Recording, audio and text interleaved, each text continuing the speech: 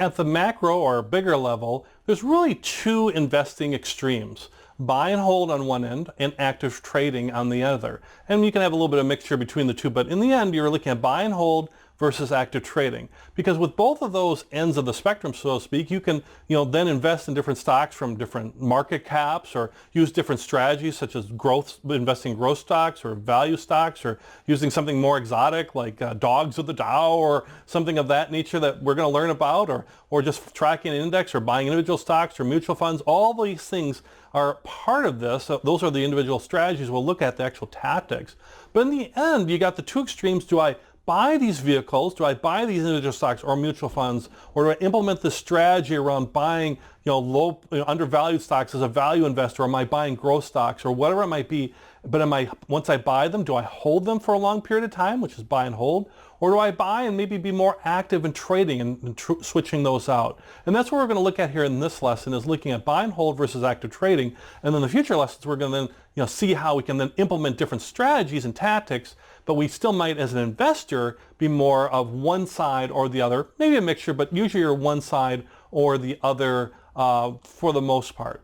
As far as a philosophy that you have from investing in these investing streams. So let's look at buy and hold and active trading. So first off, buy and hold. What are the advantages of buying and holding, and what do we mean by buy and hold? Well, first off, buy and hold means you're buying something and holding it for long periods of time, right? You might be holding a stock for 20 years. You might be holding it for a couple of years.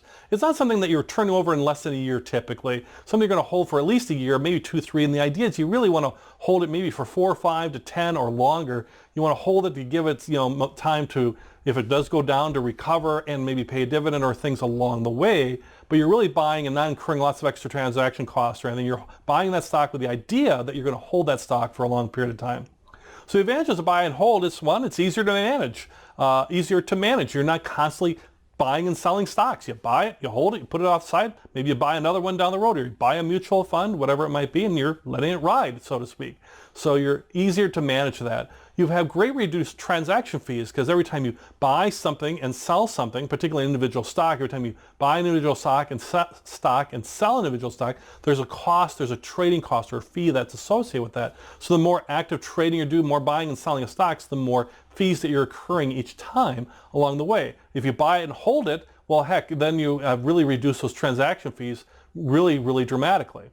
Better tax efficiency too, because every time you buy something and then sell it, whatever you have for a gain is then taxed. Your gains are taxed. So by buying something and holding it, let it gain over a long period of time, it might be more tax efficient for you to then sell later on. A lot of people use a strategy like, I'll buy now and then I'll hold it till I'm maybe in retirement, where my income is lower and my tax bracket is lower, and thus I'll be more efficient when I do eventually sell them. But until that time, they're basically growing tax-free, and if it's an individual stock. Mutual funds a little bit different, where they have distributions and they do stuff every year to kind of true up. But either way, with buying and holding, the idea is it could be more tax efficient. And the other part of buying and holding is you have a philosophy that you're not trying to time the market. You're not trying to buy when the market's down or individual stocks are down so you can then sell them at a high, because timing the market, in history shows this over and over and over again, and some of the best investors out there talk about how hard it is to time the market.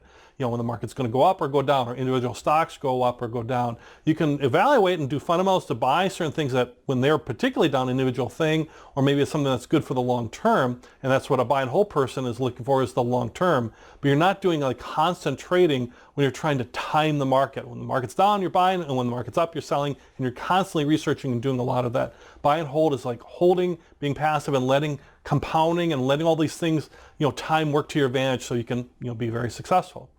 The disadvantages of buy and hold is you might miss out on opportunities. Maybe something's way down and you'd rather sell something so you could buy something else. You can do that with buy and hold, but the idea is you're buying and holding for long periods of time. So you might miss out on some opportunities. And you also, buy and hold, you might be reluctant to sell poor performers quickly enough. Sometimes with a buy and hold investor, they'll buy and hold it and they'll just keep holding and holding and holding. And if something happens with an individual stock, let's say, where it's really going bankrupt or getting crushed or whatever, maybe it is time to get out. But a buy and hold person might be a little bit more reluctant to do that because they bought with the idea of holding for a long period of time, and they're maybe hoping that that will recover. So even buy and hold investors have to bite the bullet sometimes and liquidate on things as if something turns bad for a mutual fund or an individual stock. You might buy, let's say, an actively managed mutual fund because you like that fund manager and you think they're doing a terrific job. But once that person maybe leaves the company or retires, you can't keep holding it. And you've got to really look closely at that and say, maybe now's the time to sell that fund because we have a new person coming in. Part of the evaluation of it, or an individual stock, the same thing. So buy and hold is about holding and holding for a long time to let compounding and tax efficiency and all that and reducing fees work for you. The other extreme is actively trading. We're not buying and holding. The idea is that you're making lots of changes. You're looking for these new opportunities. It doesn't necessarily mean you're trading constantly or daily. There's something called day trading where they're basically trading hourly in some cases. But it's something that with regular active trading, you're looking to trade and sell frequently. You've got to be more engaged with the market, understanding what's going on, understand the positions that you hold as far as individual stocks or mutual funds, and really stay on top of that with active trading. And so you can take advantage of new opportunities that you might see coming around. And then you can sell those losers, real quickly. That's an advantage. That's another advantage. You can sell those losers really, really quickly. And if a winner has a quick run up, you can get out fast too and capture that income, capture that gain before it comes back down is the idea too. So you can sell losers, capture gains on winners, and you can reallocate too, particularly faster in a volatile market where stocks going up and down all over the place. Maybe a sector, healthcare's gone way up, you can sell that and you can buy that energy sector that's down, or vice versa, or those individual stocks. So you're actively more engaged in trading. And that's the thing, you're not buying and holding and forgetting it, you're actively trading, you're actively involved all the time. And that's part of the disadvantages to it is you need more time devoted to your investing. So if you have a lot of time to that and you like trading and you want to do some of that, go ahead. Just understand to do it well, it takes a lot more time. And it is very difficult to time the market. I'm not going to say to anybody that you can time the market. Nobody, the experts are saying that you can't time the market, but you can have buying and selling opportunities. But the idea is you're going to need more time devoted to investing to really be on top of it. You're going to experience, with the disadvantages, is increased taxes, increased fees. So your buying and selling has to outperform that. That's like when we learn about mutual funds, how index funds do well with very low turnover, very low buying and selling, so they have lower fees, lower active managed people managing it, so lower fees because they don't have somebody investing the time in it. Same thing as think of yourself as a mutual fund, but now you're investing your time to manage that fund, your investments, but also you're incurring taxes and fees with all those changes you make. So you need to outperform those extra fees that you'll incur. And really, investing overall really rewards patience and compounding, especially over the long term, where in active trading, is a little bit disadvantaged. It's a little bit less patient with that. And active investing will typically underperform in the long term. I mean, we see that in the experts. I mean, you see these experts, high-paid people in mutual funds. They run these big mutual funds with millions and millions and millions of dollars, and they can't outperform their index, right? So few outperform their index. How can a question to ask yourself, how can I, as the individual investor, how can I do better than those experts who can't outperform the index or outperform a mutual fund? Now, how am I going to do that with active trading? So it's something to think about when you're thinking about active trading.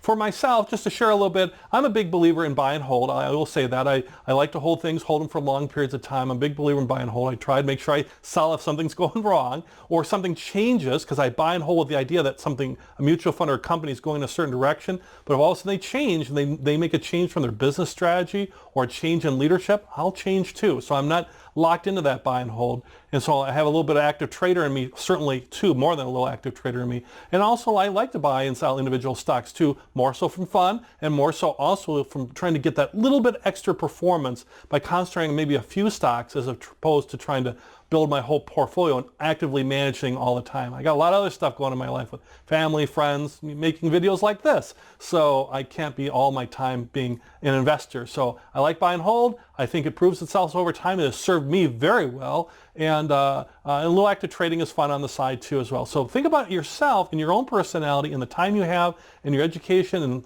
completing this course and other courses or readings to see if you want to be more of an active trader or maybe of the buy and hold. But those are the extremes, and then within those extremes, there's lots of different strategies and tactics you can use to get the best out of your investments.